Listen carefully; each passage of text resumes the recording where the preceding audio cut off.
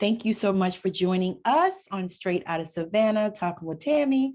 My guest, Dr. Marni Hill Foderaro, is here, and she is so amazing. She's written some awesome books. One that I'm reading right now that is so amazing. I got to show it to you. It is God Came to My Garage Sale. The title already was, already intriguing to me. And so when I got into reading the book, I was like, oh, this is so phenomenal. And now I have Dr. Foderaro here to sit and tell us about it. And not only that, but about the other things that she's doing. So Marni, tell us about yourself and who you are and what it is that you do. Okay, well, thanks, Tammy, for having me on your show. I am a retired educator. I taught high school in the Chicago suburbs for 35 years. And 12 of those years, I was an adjunct university professor. And, but my biggest role in my life, I guess, is being a mom. That's my biggest pride and joy, is being a mom to two wonderful people. And they're young adults now. I am an author of some best-selling, award-winning books. And I just completed another new book, and I'm working on finishing up a series of books. And I decided to retire to the Caribbean. So I am coming to you from St. Croix in the US Virgin Islands. So I am loving my life here, and I am very passionate about writing, and that's been a great joy for me. It's been very healing on many levels, and what's so wonderful is I get to talk with people like you that are making such an impact on the world with having your platform, sharing your stories and the stories of others. So it's really exciting. I think so. I think that for me, it felt like writing opened up some doors. It felt like it opened up some doors to, I don't know, like my imagination, and, really opened up some things to me that maybe I knew I had, but wasn't really embodying. And so is that how writing feels to you? Is that something that you can identify with?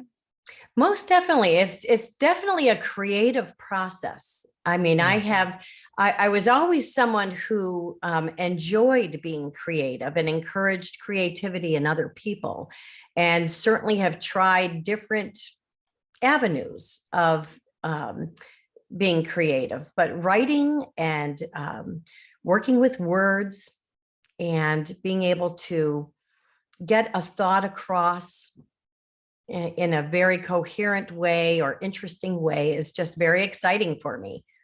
Yes. Mind you, I was an English teacher too, so I've always enjoyed words and reading and writing. So that was actually going to be my question. I was going to ask you, did you teach English? Because I did. That's awesome. Yeah. In fact, one of my first English teachers that I remember was this wonderful, wonderful man, very tall, stoic man named Mr. Bright.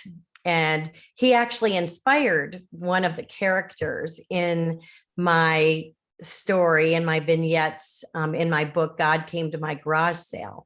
And I tried, it wasn't nonfiction, it was fictional. So I was inspired. But that person is Mr. Ardent, which also means bright, in one of the chapters, the old man in the white suit. Yes. Yeah. Which I think you're reading right now. So yes, I am. It's super powerful. Because as you can imagine, I get a lot of books, and I've interviewed actually quite a few writers. And so I've gotten a lot of books. And I don't know, I think people think I can read like I write. I don't know. Mhm. but I get a lot of books. And so this one inspired me because the title was like, okay, I need to hear about this. I need to Mhm. see, what actually went on. And did God actually go to the garage sale? Mhm. I believe he So did. So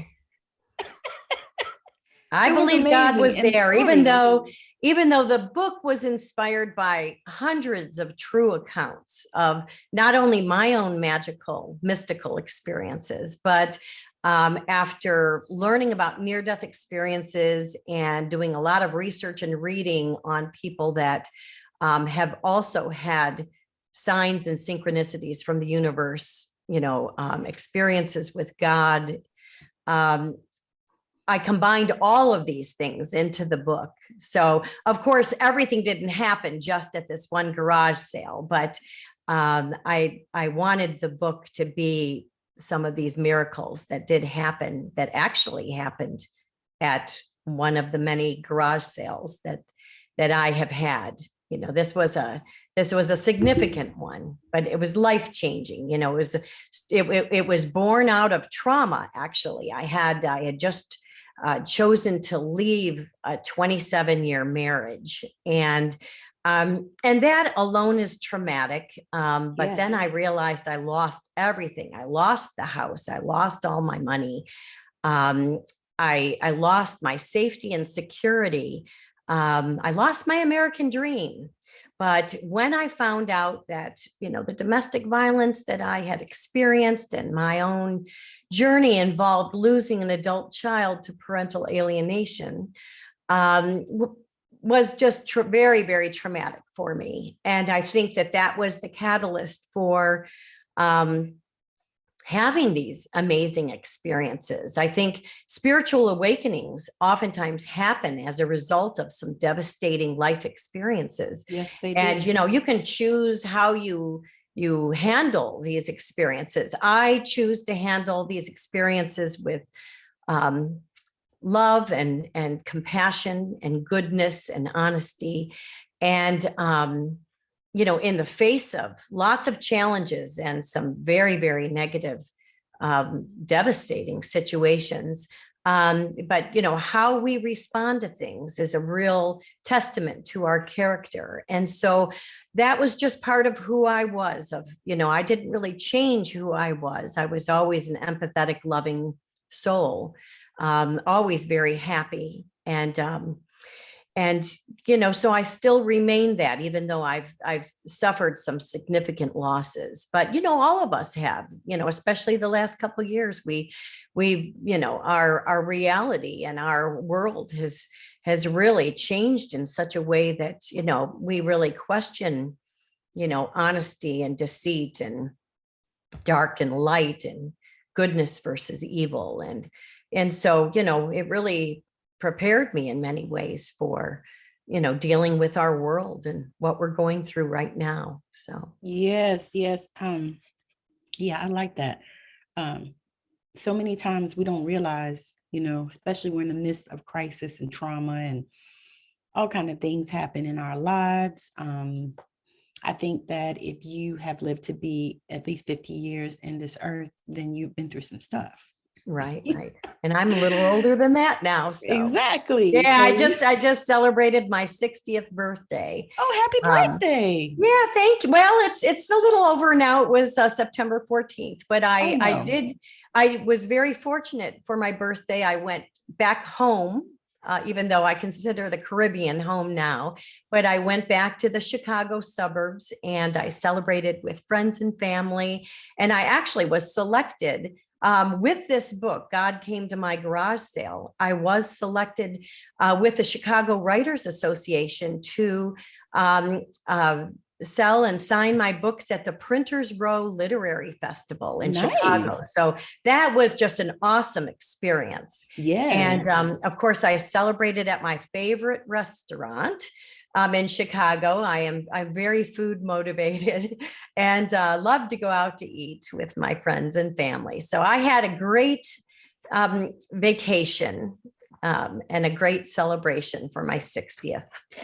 And you came at the right time when it wasn't quite so cold. No, no, right. And and I don't mind the cold. I lived in the cold my whole life, but it was a beautiful week in Chicago. So Nice. That is so nice. yeah, it was very cool. I went to Chicago once. My youngest son was graduating from the Navy boot camp. Oh, okay. And so I went to Chicago Yeah. for his graduation. And Mhm. it was Mother's Day weekend. Ah. And it's been quite a few years now. It seems like it was Yeah, yesterday. yeah. But it's been a few years now. And it was so cold on that weekend Mhm. that I flew there from Arizona, and I was not thinking Right. that it would be that cold. Yeah. And so I didn't take a coat. So I had to go buy a coat Mm-hmm. that weekend because I was about to freeze. Right. I said, okay, Chicago, thank you. It's been real. It's been nice. But I will not come back here this time of year. Yeah. So that was something that was like my first and only trip to Chicago. Yeah. But and I always loved the seasons, all of the seasons. Actually, this would be in the heart of fall in the Midwest right now, which is a beautiful time. But I've adjusted to the Caribbean. I've really adjusted to swimming in the ocean every day and, enjoying the sunshine and the beautiful nature that surrounds me on this island. So, yes, I can imagine. So I adjusted. I was going to say, did you just make a decision that, this is what you were going to do? Or did you like a girl told me the other day, she just threw a pin at the map? Well, there are many different ways to decide on where you go. I've been fortunate with my life partner. The two of us have traveled around the world. This is, of course, before travel restrictions have limited us. So hopefully that'll be lifted at some point. But I hope so too. Yeah, really. Mm-hmm. But we traveled around the world, and my partner, he likes to scuba dive, and he is an astronomer.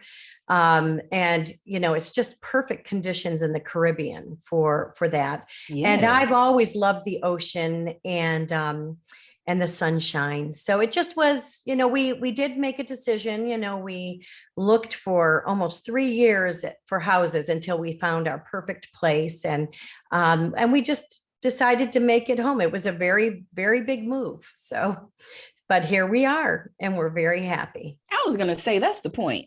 Yeah. I tell people that all the time. I'm like, you look at the process and yeah, you got to do that. But the point is, you're here, you love it. Right. Everything worked out like it should. And that is just the most amazing. So, and the journey is part of the joy of it all too. The journey. Yes. And I happen to be with, a life partner who's honest and loving and fun and intelligent, very different than the person I was with for 27 years. So I'm really just enjoying every minute of it. So I feel you with all of that. Yeah. 20 years was for me. Yeah. With the one. And and this one is God's gift. Wonderful. Well, it's great when our light bulbs go on and, we have the strength within us to make a change. I just can only hope that the light bulb goes on for my children, that they get the message of what truth is and can, realize that their mother loves them to the moon and back. Yes, exactly. Yeah. So what would you say to somebody that was at that place where you were, where it was just time? I mean, you, and the thing is knowing this situation, how I know it is there are always signs. There are things along the way, over all those different years. And, for whatever reason, a lot of times, I know for me, a lot of times I would say stuff like, well, I'm going to stay, for the kids, because my kids. And that's a big factor. I stayed for 27 years. And, I think what you said to, what would you say to someone else in this situation? Pay attention to the red flags, Yes. pay attention when your gut intuition is telling you something is not right. Something is probably not right. I ignored so many wrongdoings and, just, it was right in my face and I just ignored it. But at the same time, I was busy living life. I've got to cut myself some slack and give Yes. myself a break because, Yes. I was, when you are a good, upstanding, loving person, you kind of think and assume the people that you surround yourself with, have those same values. And Yes. It's shocking when you find out that they don't, but if you have the strength within you to realize your own worth, realize you can lose everything. You can lose everything material in your life. You can even lose friends and family and certainly neighbors. And some people lose their health or lose their jobs. But, if you realize that you are a loving, beautiful human being that has worth, you can honor yourself and be strong and take care of yourself. Yes, absolutely. I love that you said that you can honor yourself. Yeah. Because what I tell women all the time is not only that, but you got to forgive yourself. Yeah. Mm-hmm. You got to forgive yourself because the thing is you only did what you knew. And just like you said, you got to give yourself some grace, cut yourself some slack. However it is, you need to look at it in order to forgive yourself and give yourself that place where you didn't know everything. No, and actually, I think always. God blesses us in so many ways. And I think that if my light bulb, and the truth, well, if it was exposed much earlier on, the whole situation could have a completely different ending. And, I am so very thankful that, I had 20 years, being a mom to my children that I didn't have to deal with custody issues or, some of the challenges that people with minor children have to face. I mean, it's bad enough to, go through what you go through, but it would have been even worse if the kids were a lot younger. So I just hope and pray, like I said, that at some point they realize the truth and their light bulb moment can go on. And the biggest thing is, I only wish love and success and happiness for my children. And I think some of that comes from them being independent and being able to realize their worth and follow their own dreams, not the dreams of someone else who has an idea of what they should do and how they should act. And, yes. They need to have that freedom. Yes. Yeah. So anyway, I agree. I think it's all part of a process. And I just, at this point, I'm trusting God's plan for me, for my children, I just put some trust and faith, and that's new for me. I grew up atheist. So I really, in fact, this book is about an atheist woman who really questions, did God come to my garage sale? Is there something more on this earth? We're so used to needing evidence and proof. Yes. And sometimes we need to just trust the universe, What's wild? We always need to do that. Yeah. It's like people say, oh, well, when you run out of things, then pray. No, pray first. Mm-hmm. Pray first, and then deal with the rest of that. Definitely. But it's so amazing that you could actually, because the way this book is written to me is phenomenal. Oh, thank you so much, Tammy. That's so nice of you. That means a lot.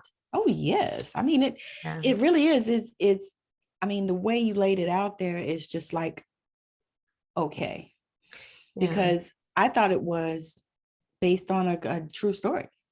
Right. It almost feels real. And actually, many of the scenarios, definitely were inspired by real events. But there are 13 separate vignettes, and they all kind of follow a pattern of some kind of miracle that happened, and then the character goes back and kind of reflects on her life and different experiences. Don't tell me that. Okay.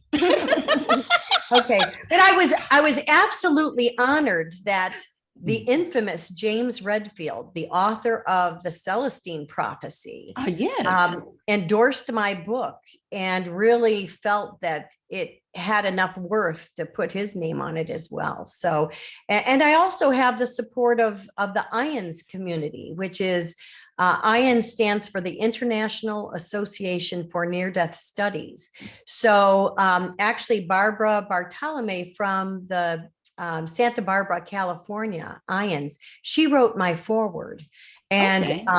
I also got endorsements from Diane Willis from the Chicago IANS, and was honored and fortunate enough to speak at IANS to tell the various stories that inspired the book. So, and I'm a music lover and an animal lover. So interspersed with all the stories, you're going to get, some references to some pretty cool music, my generation music. So yeah, see, and I like that as well. I'm a music lover as well. I like pretty much any kind. But more jazz. I'm a jazz girl. Love jazz. Yeah. Matter of fact, I was supposed to go to a concert the other night here in Seattle at the Jazz Alley, and my husband said, you probably shouldn't go. Yeah. So we didn't go because I didn't feel good. But you'll get to another one sometime. Oh, yeah, they have them all the time. And, I was planning this one, and I said, well, then we'll go to one next month around my birthday. So it's all good. So when you and happy birthday to you. Well, thank you. A month early. Yeah. I'll be 53. All right. I used to be 53 one time. Right? 7 years ago. Yeah. I know we laugh about it because my husband actually had his birthday last month. Okay. This is October. Yeah, last month he had his birthday. He turned 62. So he's always super excited when I interview people that have decided to, go move someplace else and all that. Yeah. So we're all interested in that. We're like, okay, that sounds really good. We're gonna have to start doing our research. Yeah. So when you decide to write different books, this was something I thought about, because to me, it doesn't look like you have like a certain genre that you do. No, I have a variety of different genres. I write about spirituality. I write fiction. I write nonfiction. I'm just my first book in a 4-book series called True Deceit, False Love. And it's about surviving domestic and family abuse. That just came out. So I'm really, I just like an artist likes to dabble in different mediums. I have an appreciation for all different kinds of writing. And I just kind of, I don't pigeonhole myself into, I have to do this. And my motivation certainly is not monetary, but it's just, I follow my passions of what I'm interested in doing. So, but I definitely am someone who writes every day at some point in the day. Oftentimes it's the first thing in the morning. But I'm just so motivated to write, and so I just have fun with that. So where did you get that motivation to write? Well, I think some of it comes from just a love of the written word. I'm someone who was always a student who was interested in learning. I pursued an advanced degree because I wanted to. But I just, I think it's just something that comes from within. It's hard to pinpoint exactly where it is. Definitely surviving some challenges, does prompt you to find some passions.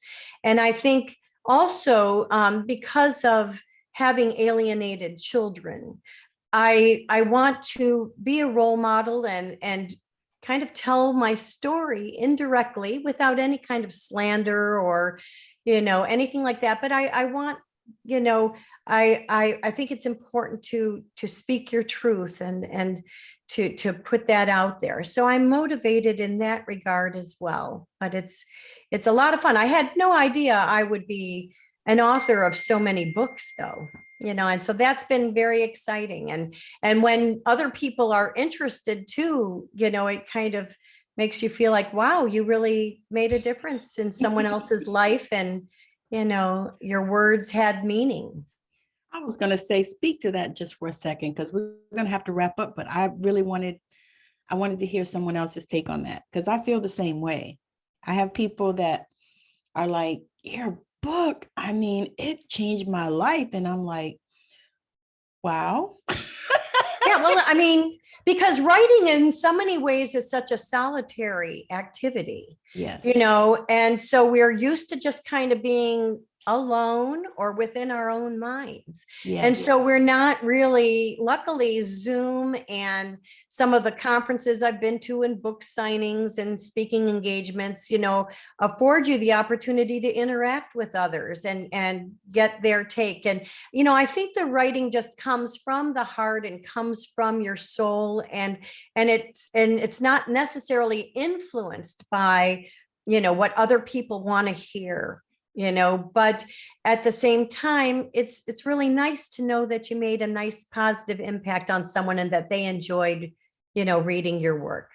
Yes, yes, yes. All right. So the last question I want to ask is, what do you see your impact for the future? For future generations? Or, I mean, what is it that when you look at yourself and you look inside yourself, what is the impact that you wanted to create, that you wanted to share, that you wanted to put out into the world? That's a very good question.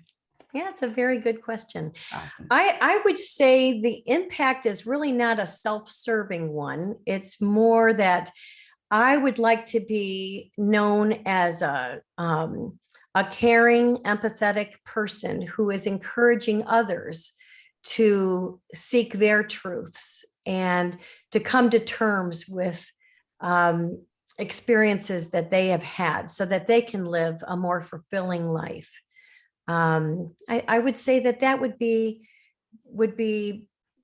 a very honorable impact to encourage other people.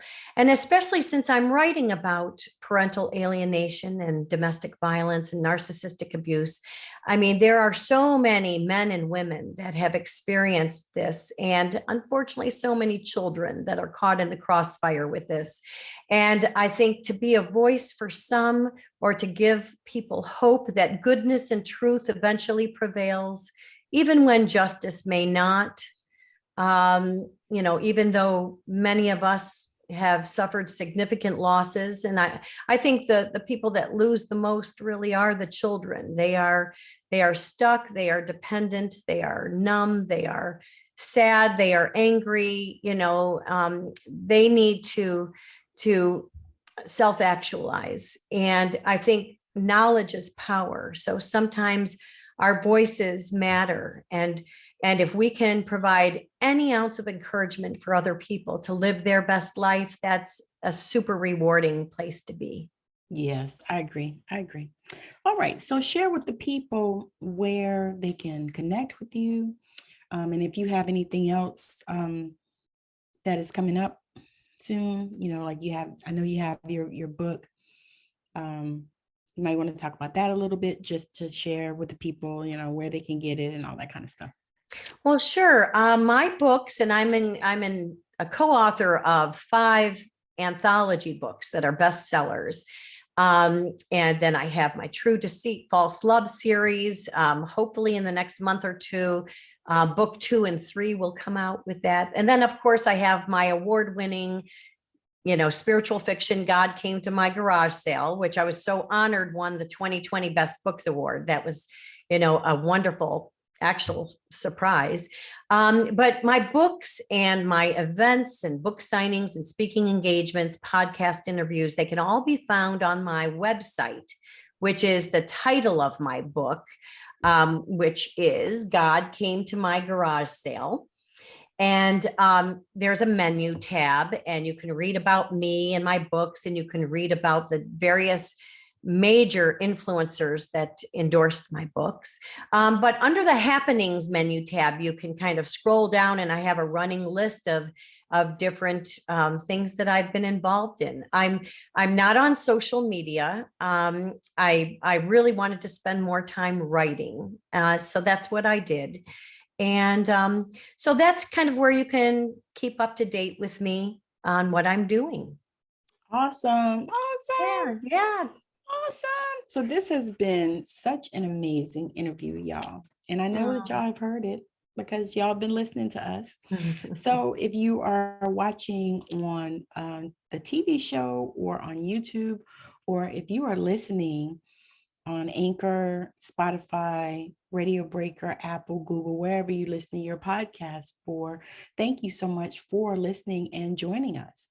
And I would hope that you would follow Dr. Marni here and watch what she does, because she is amazing. I'm looking at her body of work, and it is so awesome. And I love it because it's so inspiring. I mean, just that book in itself, and I can't wait to read the next one, because that like inspired. But that book in itself, just the name of it, like, okay, this grabs you, because I want to know, how does God come to the garage sale? Right. And you have to read it to find out, but there are many different ways. And I would say the biggest thing is and I really mean this, to be open to the universe's signs and synchronicities, because we are getting messages throughout our lives, and it's amazing. It's life-changing. Every day. Yeah. Especially living through this amazing, what were they calling it? Pandemonium. Or pandemic, whatever you'd like to call it. But goodness and truth prevails. It doesn't always happen, in the time frame we would like it, but I believe that there are so many blessings to be thankful for. And every day I am grateful for just so many different things. Yes, absolutely. And that's how I want to live my life. Happy, grateful, loving, kind, honest. Those are my values, and I'm sticking to them. I was going to say, and that's what we want to spread with everyone, with the whole world, because we're at a crossroads. Right. We're at the precipice. We love conquers all, I believe. Yes. And actually, people that have returned from near-death experiences, every single one of them says that the vibration of love is what everything is all about. And so did you actually have one?